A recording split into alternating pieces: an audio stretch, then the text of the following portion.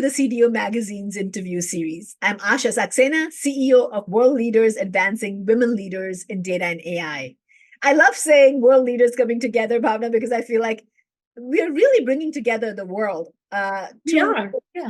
Right? We are. Yeah, we have people from all over the world joining. I mean, it's so cool. Yeah. It's really cool. And the mission, I feel that we, in our day-to-day world, we are so busy implementing technology and making sure our business users are happy. We forget about the mission. And I feel that this is the first time in my career I'm not so focused on just the outcome, but I'm really focused on the mission behind an organization. And Awesome. really makes me happy to just introduce myself. I'm Asha. Yeah, no, and you're doing a fantastic job. But yeah, that's great. I love that. And I think the mission to create the fair digital world with parity and equity is so critical as we are jumping into the world of AI. And I didn't even get a chance to introduce you, Bhavna. And I'm so happy that you are here. And as I was saying earlier, you're a dear friend. You are someone I look up to in technology. I love how you're inquisitive and curious about learning about technology, implementing AI, staying ahead, and making sure your team is staying ahead, your company is staying ahead. So, welcome to the show. And I'm so happy that you're here. Bhavna Mehta, you're from Cincinnati Children's Hospital Medical Center, and you're the Assistant Vice President for Data and Analytics. Even though I say data and analytics, I know you're taking the charter for it all. Welcome to the show. No, I appreciate that, Asha. It's always a pleasure to talk to you, and I'm excited. Obviously, like you said, it's important to have a good team, and I'm really blessed to have that. And really connected to the mission is another thing that I feel really strongly about, because we at Cincinnati Children's, our mission is to be the leader in improving child health, something that I think we walk with, and we every single day we live it. So that is what has been kept me going for the last 25 years, and that is something that really inspires me to continue to learn and see how technology can help make an impact with the team that we've got. I love that. So when you talk about using technology to improve children's health, I mean, it's really a noble cause, but it's also, as technology leaders, how are we using technology optimally? Because technology can be expensive, technology could be clunky, technology could be, something which gives you heartaches and sleepless nights because it's not working and it's mission critical task and everything is stalled. So technology is important no matter what field you are in. But especially in healthcare, technology is critical because you're treating people, you're saving lives, you're improving healthcare. So let's jump right into it. First of all, your role in the hospital, and where does data and AI sits in an organization like healthcare, and where do they take it seriously, and where does it fall, and what is the responsibility? Yeah, so every organization has a place for data, right? How they get aligned on that. And for us, we are an academic research hospital, so extremely data driven. We collect a lot of data, we create a lot of data, we use a lot of data. We've had our research arm is really big. We have a huge quality improvement arm. We obviously use Epic for electronic medical record systems and many ancillary systems that help provide care to the children that we serve. And from a data perspective, I report up to our VP of Digital Strategy, who then reports up to the CIO. So I am part of the IT organization. And my responsibility is really focused on creating data and AI infrastructure that the organization can leverage to accelerate and innovate. And we are implemented in a way that my team has morphed, especially over the last 12 to 18 months, in more of a center of excellence, implementing technology in a federated model that we can then enable our end users for doing that. But at the same time, also responsible for elevating the data literacy of the organization in close partnership with key leaders, both IT and non-IT. I think we're very fortunate to have leadership that supports all the way up, from our CEO, who's a big advocate of leaning into AI and can see, how AI can help transform pediatric care.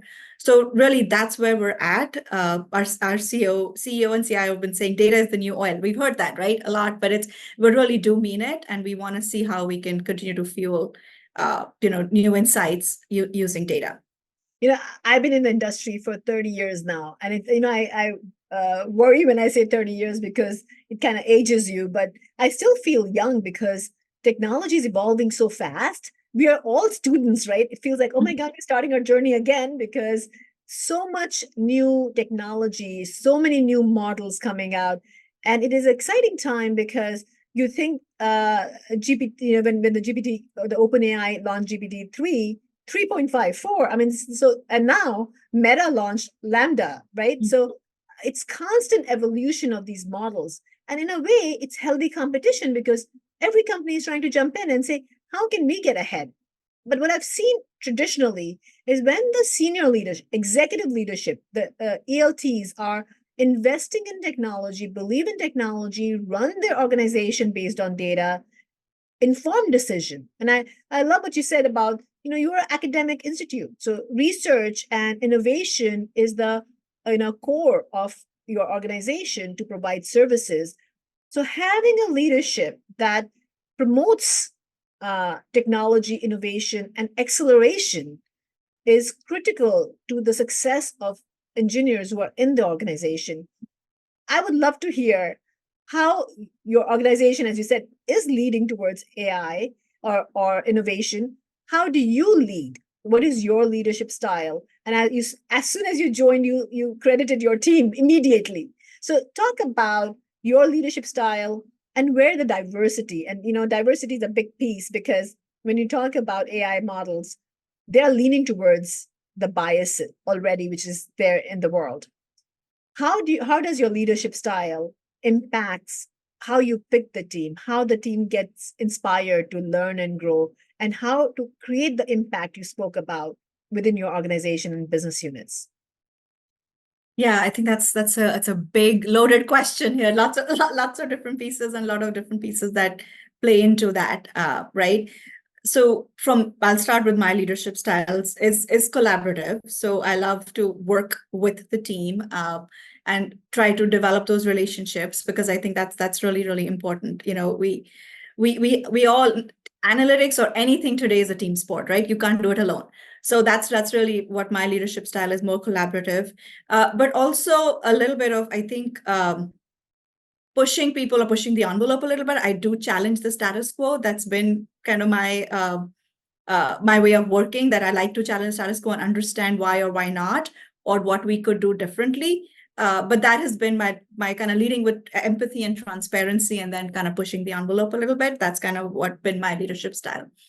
And I have been lucky to get great mentors, great partners who've helped me develop over the years, because that's not where everyone starts, right? When you start new and young in an organization or in a role, it takes you time to develop that confidence, that competency.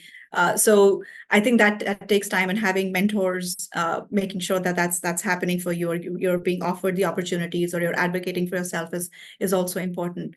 And I think when you think about leading technology, once again, I think it starts from the top. We've got great leadership that believes technology can transform. Technology is no longer considered, or the IT team is no longer considered a support service, right? It's a strategic asset. And I think we definitely in our organization made that shift. So with that in mind, we created our digital strategy over the last couple of years. It's new as things evolve.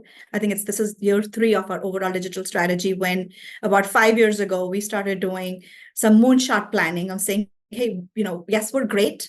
And one of the things that we often talk about is we are the best at being better. So we're never satisfied where we are. So we always want to do better.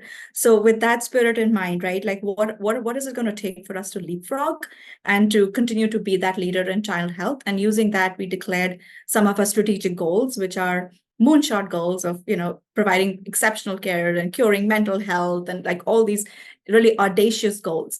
And for that, and our leaders started to unpack that, digital transformation was key to making that happen. So I think that's where, when you start, how do you advocate and how do you lead with technology? I think it starts from the strategy, that it's baked into the strategy.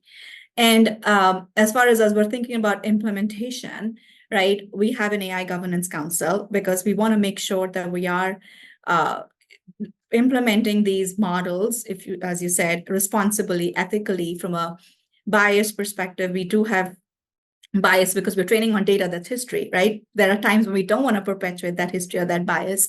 We also want to make sure that the output that's coming is equitable and fair. So I co-lead our data governance council with one of our research faculty advisors. And that has been a great vehicle for us to develop that framework, to test that framework with not only the models that we're developing, but, like you said, there's such acceleration out in the vendor space. So we want to not limit ourselves to that, right? We want to take advantage of that acceleration, that innovation that's happening. So as we bring in new stuff, what does that process look like?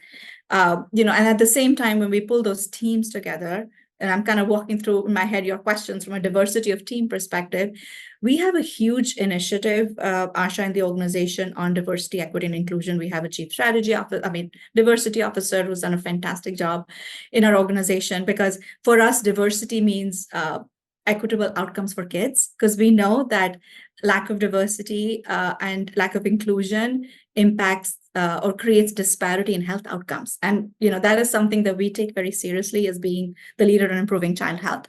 So we have had diversity initiatives, if you will, to really include gender, like women representation from minorities, and in all terms, right? Not just age, gender, or race. I mean, it's all diversity means a lot.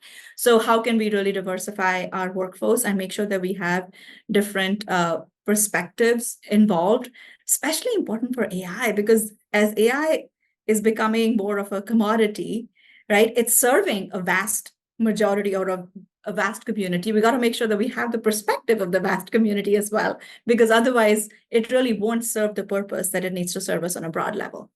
Thank you so much, Bhavna. Thank you, everyone who's listening. I always enjoy these conversations. It gives me a time to sit back and reflect on our world, our technology. Thank you for joining us, everyone. It's leaders. I have to truly say that, Bhavna. It's leaders like you, to be the role model for the younger generation, and everybody who is trying to aspire to create an inclusive, equitable digital future. Remember, advancing parity and equity in the digital world begins with a conversation like these. So stand up and have a conversation, have an opinion, be engaged, and continue creating an impact. I'm Asha Saxena, urging you to stay engaged, inspired, and committed to making a difference in data and AI leadership.